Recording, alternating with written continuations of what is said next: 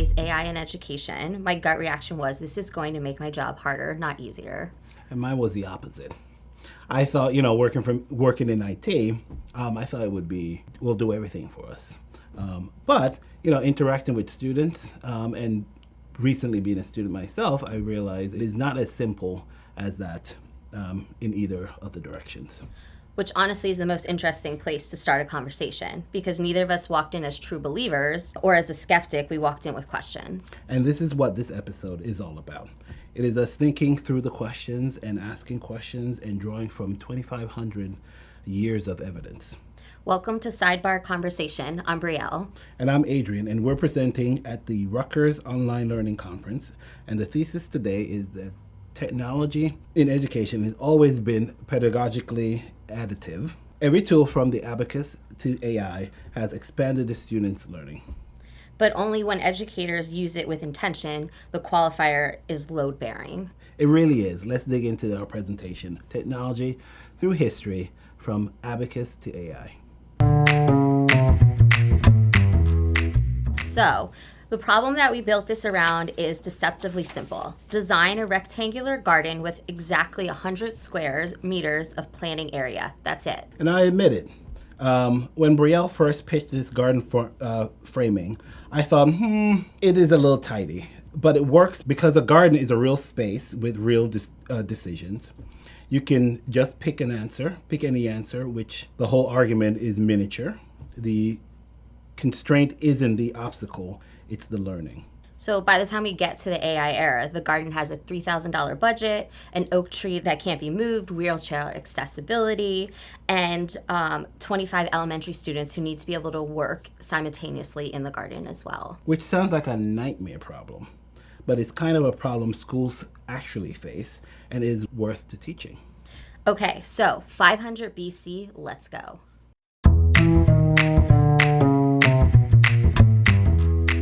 The abacus, beads on a rod, positional values used in some form in ancient Mesopotamia.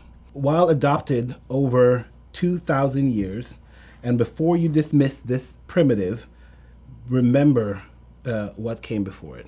Pebbles on the ground. Literally pebbles. Some of the abacus was a revolution. Fast, accurate, repeatable arithmetic for merchants and scholars and students. The tool is made arithmetic teachable at scale. So the teacher poses our problem. We need a rectangle garden with an area of 100 square meters. Area equals length times width. What are our options? Students use the abacus to check 10 times 10 or 20 times 5. There's also 10 times 25. 25 times 4, I'm sorry. The tool speeds up the verification. But now the teacher asks the question the abacus cannot answer. Which of these actually is the best garden? Is it a 10 by 10 better than 50 by 2? And why? I love that question because there isn't one right answer. You have to reason about it. A 50 by 2 garden is a corridor. A 10 by 10 garden is usable space. But what's usable?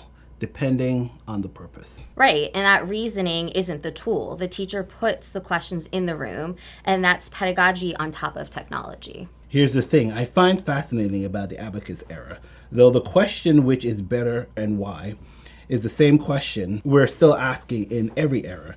The math gets harder, the question stays human. Okay, I want to push on something. There's a version of an abacus lesson where a student just gets a number and moves on. No which is better, no reason, just an answer. Doesn't that happen? All the time. And that's not the abacus' fault. That's the lesson without a pedagogical frame.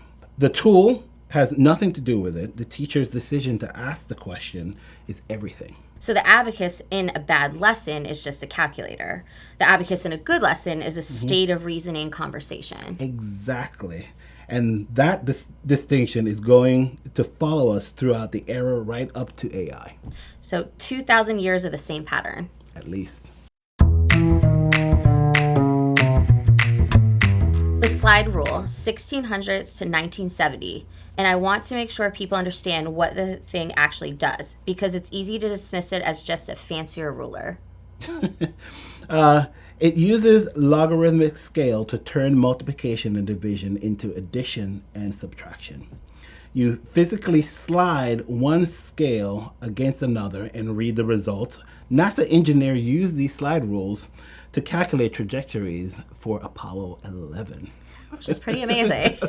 Oh, yeah. People put humans on the moon with a piece of wood and some printed scales. That should recalibrate everybody's assumption about what a simple tool can do. And in the classroom, the slide rule opens up a new category of problem, because now that we can tackle square roots and more complicated calculations quickly, which means the teacher can add constraints to our garden. So same garden, 100 square meters, but now you have exactly 50 meters of fencing. What are the dimensions? So now students are solving problems of a system of two equations.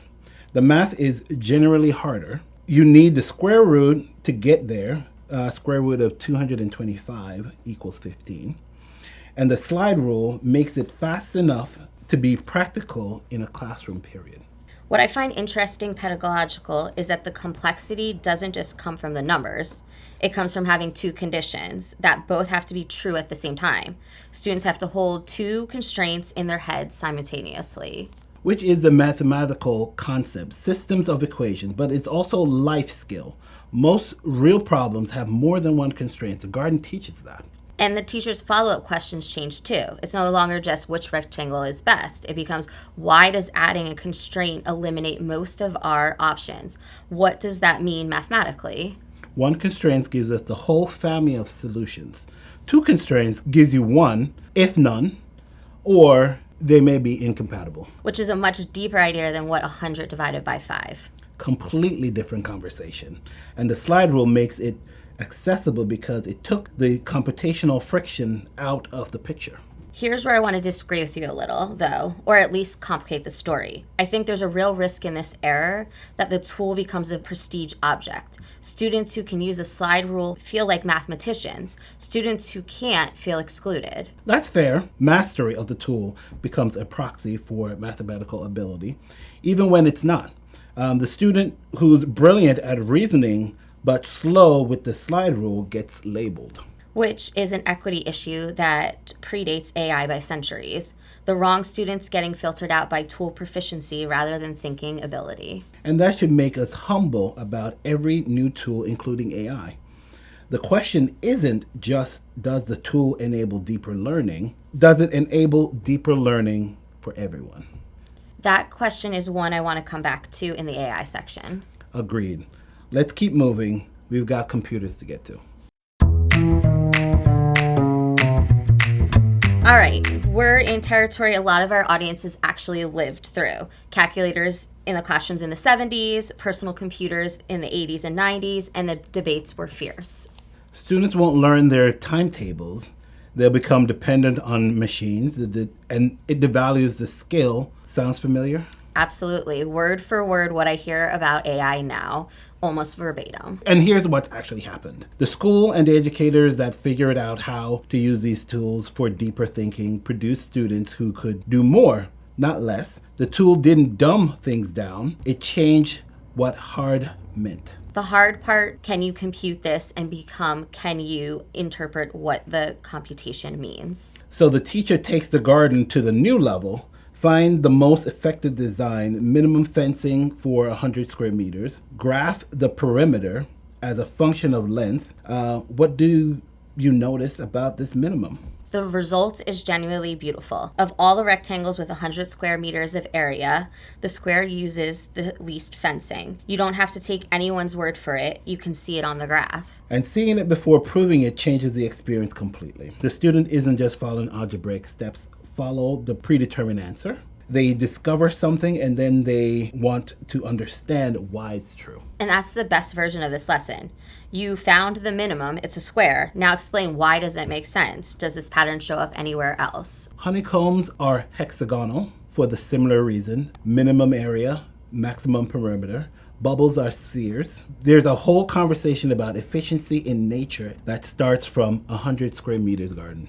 But here's my honest concern with this error, and I think it's relevant to AI too. The graph makes the answer visible, but does the student understand the mathematics behind it? Or are they just reading a screen? That's the tension right here. The answer depends entirely on what the teacher does next. The graph is an entry point, not a conclusion. If the lesson ends at here's the graph, here's the minimum, that's the shallow lesson. If it continues to now prove it, now generalize it, now find another problem where this logic applies, that's deep learning. The computer removes the friction of computation so you can spend time on the thinking, but you have to actually spend time on that thinking. And tools create the possibility, the teacher realizes it. I also want to bring up something you mentioned earlier, equity, because this error is when the digital divide becomes a real, documented, studied problem. Not every school has computers, not every student has a graphing calculator. And the students who didn't were not just missing a convenience, they were being excluded from the whole category of mathematical exploration that their peers had access to. So while the technology was pedagogically additive, for the students who had it, for a lot of the students, it widened a gap that already existed. Which is the hard truth about technology we've discussed. The tools potentially doesn't automatically reach every student. Distribution matters just as much as capability. And we're going to have to answer that question honestly about AI. But first, let's talk about what AI actually makes possible.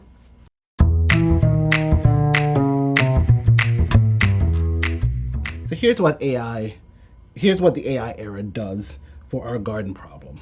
The teacher says, design a 100 square meter community garden for an urban elementary school. It has a maximum sun exposure with a northern orientation.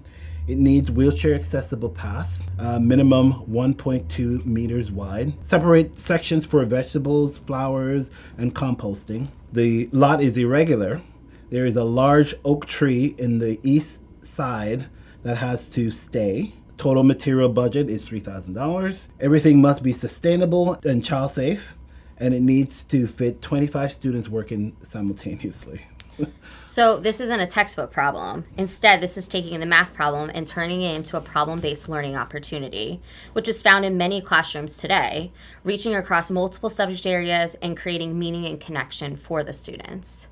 Correct. It's a real problem.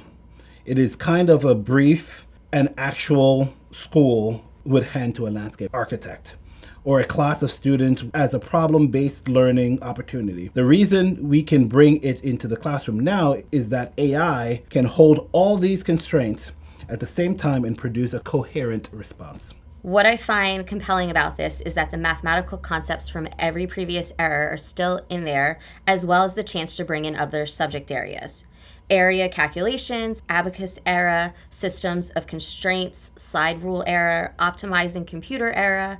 AI doesn't replace any of that thinking, it operates on top of it. It's additive all the way down. But I want to be clear about this. The AI doesn't solve the problem. It proposes a solution.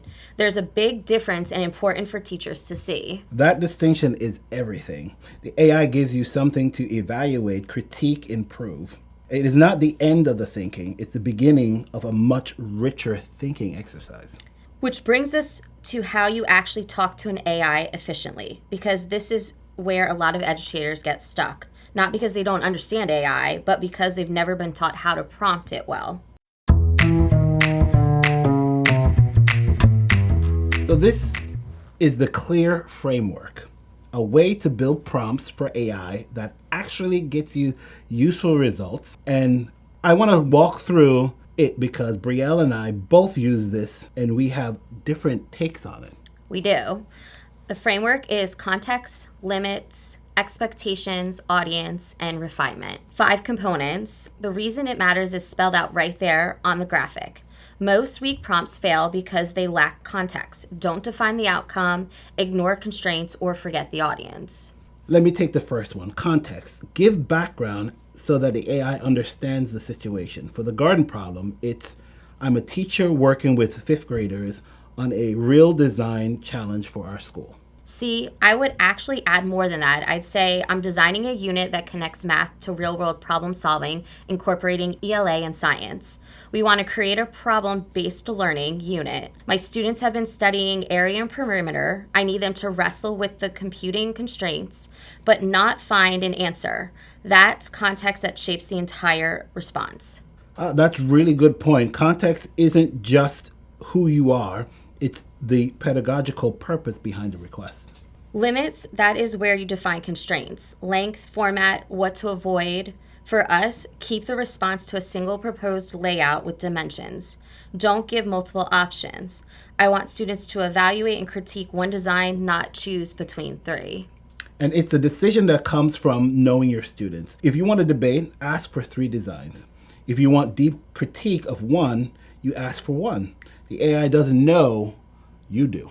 And that's where expectation states exactly what your outcome you want. Provide a layout with labeled dimensions, the reasoning behind each design choice, and a rough cost breakdown. Specific, unambiguous. Audience is one I think educators sometimes skip. It really changes the output. The audience is a class of 5th graders, so the language in the explanation should be accessible and don't oversimplify the math. And refinement, that one is our last with clear. That's my favorite one. Tell the AI how to improve the results, highlight an assumption you might make, flag where your design involves trade-offs, because that's exactly what you want your students to interrogate. So when you put the 5 components together, the prompt for your garden looks like this. And notice what the prompt does before the AI says a single word. It has already framed the pedagogical goal. It's already created the conditions for critical thinking exercises, and the AI's response is almost secondary. The prompting is the teaching. That's what we want educators to take away from this section. Learning to write a clear prompt is itself a lesson in structured thinking, and you can teach that framework to students too. Absolutely. So students writing clear prompts is genuinely powerful because they have to articulate what they want, why they want it, and who's it for. That's not an AI skill. That's a communication and reasoning skill. And that transfers to everyone, not just AI. So let's say you've sent the prompt and Claude or ChatGPT or whichever AI your institute uses produces a design. It has a layout, it has dimensions, it has a cost breakdown. It explains its reasoning. What happens next in the classroom? The first thing I would ask the students to do is to look at the assumptions. The AI stated them because we asked it in the refinement component, but students need to interrogate them. The AI assumed the oak tree creates a 3-meter shade radius. Is that accurate? Or how would you find out? So that's where the research task we have now and a science task showing how the garden problem is interdisciplinary. And then take a look at that trade-off. The AI might have routed the wheelchair paths through the center of the garden to maximize accessibility, which is a reasonable choice. But does it work for 25 kids trying to move through the planting space at the same time? So now students are arguing about design, about function versus form, about what accessibility actually means in a real space and not just a compliance checklist. And none of that is in the AI response. The AI gives them the starting point, and the thinking is what matters and which helps after the response appears. I want to name that concept that I know is sitting in the back of lots of educators' mind right now. What if the students just submit the AI product? No interrogation, no critiquing, just copy, paste, done. And then the assignment was designed for the wrong era. If produce a guard design is a deliverable, yes, the student can offload that entirely. But evaluating this AI-generated design, identify 2 assumptions it made that cannot be outsourced. So the assessment has to evolve. That's not optional. It was never optional. Every technology shift has required educators to rethink what we're actually measuring. The calculator forced us to stop assessing computational speed and start assessing mathematical reasoning. AI forces us to stop assessing answer generation and start addressing evaluation and the judgment. Which honestly is what we should have been assessing all along. And that may be the most uncomfortable thing about AI. It's not creating a new problem, it's making an old problem impossible to ignore. Now that's a line I want to put on a slide somewhere. So let's zoom out all the way. We've traced technology and education from 500 BC to right now. What's the pattern? Every tool expands the problem space. The Abacus made arithmetic teachable and at scale. The slide rule introduces system thinking. The computer made visualization and optimization accessible. AI makes real-world complexity manageable in the classroom. And at every transition, there was an educator who said, this will ruin the students, and educators who figured out how to use it go deeper. The ones who went deeper didn't abandon rigor, they elevated it. Understanding the fundamentals became more important, not less, because now you need to know enough to realize when the tool is wrong. Which is actually a higher cognitive demand than just being able to compute the answer yourself. Significantly higher. To catch an AI error, you have to understand the problem enough to know what the correct answer looks like. That requires deep conceptual knowledge, not surface level familiarity. For our online learning community audience specifically, I think AI has something particular to offer in their environment. In an online class, students don't have the same immediate access to the teacher. AI could provide a kind of always available thinking partner, a first draft to react to, a wrong answer to correct. And the educator designs the guardrails. What can students use AI for? What do they work through first on their own? How does the class come together to discuss what the AI got wrong and got right? If someone in our audience feels overwhelmed right now, completely understandable, here's where I'd start. Ask AI for something you normally spend an hour building yourself. 3 versions of the same explanation at different reading levels, a list of common misconceptions your students have, 5 discussion questions that push towards higher order thinking. Let me add to what you just said. Run one of the existing prompts through the CLEAR framework we just discussed earlier. Something you already teach. See what the AI produces. You don't even have to use it in the classroom yet with the students. Just get comfortable with it and see how it responds before you bring it into the classroom. Neither of those require redesigning your course. They just buy back time, which you can then spend on the parts of teaching only you can do. The human parts, the relationships, the judgment call in the moment when a student's confused and needs something that curriculum didn't anticipate. AI doesn't do that. It can't. And that's not a limitation to work around. That's the reason teaching remains a profession today. Okay, so if you take nothing else from this conversation, and I hope you take more than nothing, here's what you'd want it to be. Technology has always been pedagogically additive when used with intention. The history backs that up. This moment with AI is not unprecedented. And your role as an educator hasn't shrunk.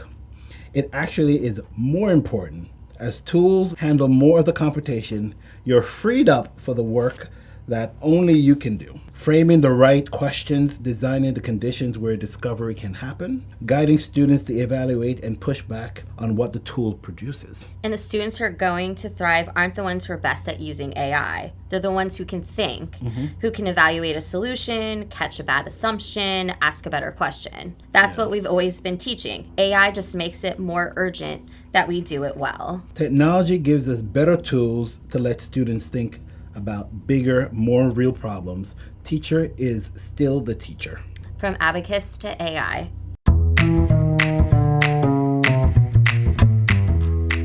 Thank you so much for spending some time with us today. And I'm Adrian.